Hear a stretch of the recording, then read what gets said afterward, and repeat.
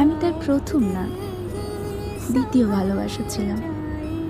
তার মুখে শুনেছিলাম সে তার প্রথম প্রেমের আগে অনেক ভালোবেসেছিল, কিন্তু তার প্রেমিকা তাকে ভালোবাসেনি।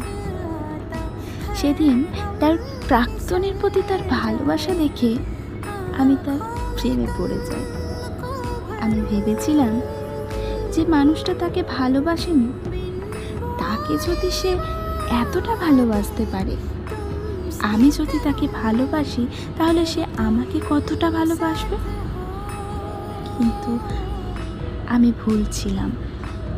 আসলে মানুষ খুব সহজে কোনো কিছু পেয়ে গেলে না, তার মূল্য দিতে ভুলে যায়। তার জলজ্যান্ত প্রমাণ আমি নিজেই।